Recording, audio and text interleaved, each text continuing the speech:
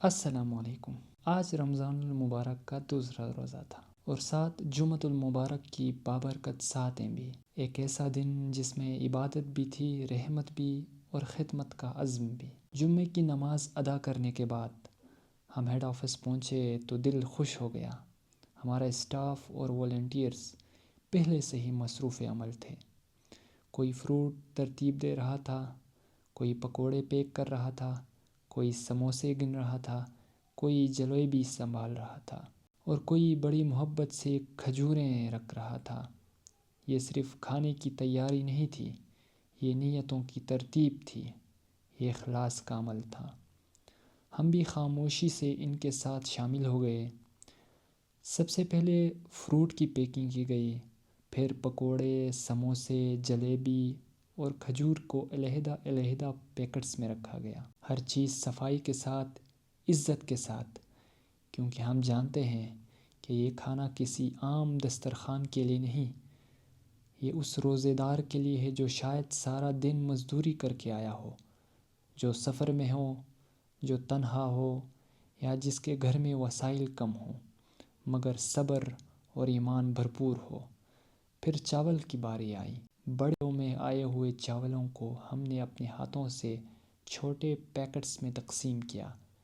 دیکھتے ہی دیکھتے سینکڑوں پیکٹس تیار ہو گئے، سینکڑوں دسترخوان، سینکڑوں دعاؤں کے سامان بن گئے۔ ایک روزہ دار کے لیے 3 حصے تیار کیے گئے، ایک پیکٹ چاول، ایک پیکٹ فروٹ اور ایک پیکٹ پکوڑے، سموسے، جلیبی اور کھجور کی۔ یہ 3 پلیٹیں نہیں تھیں، یہ عزت تھی، یہ احساس تھا کہ آپ ہمارے اپنے ہیں۔ پھر ہم اپنے اپنے مقامات کی طرف روانہ ہو گئے۔ میری ڈیوٹی بائی پاس روڈ پر تھی۔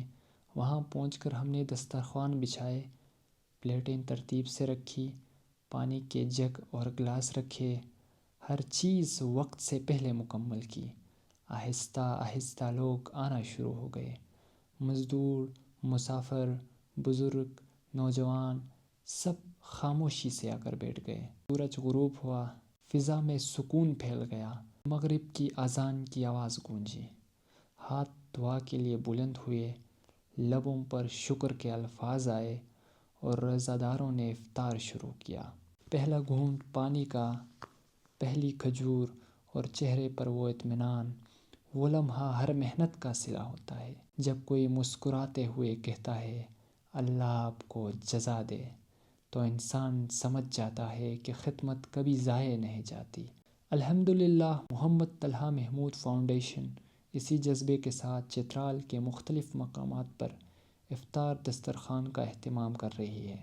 آج ہم نے جہاں جہاں پر افطار دسترخوان لگایا ان پوائنٹس کے نام، سب سے بڑا پوائنٹ ہمارا بائی پاس روڈ چترال تھا، جہاں سینکڑوں افراد افطار دسترخوان میں بیٹھتے ہیں۔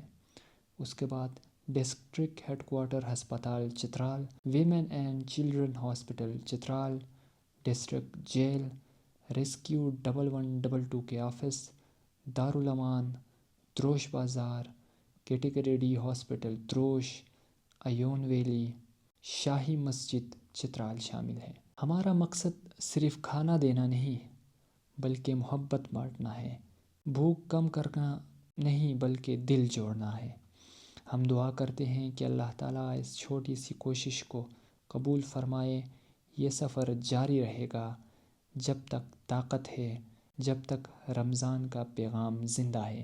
اپنے دعاؤں میں سینیٹر طلحہ محمود، ان کے خاندان اور ہمیں بھی یاد رکھیے گا۔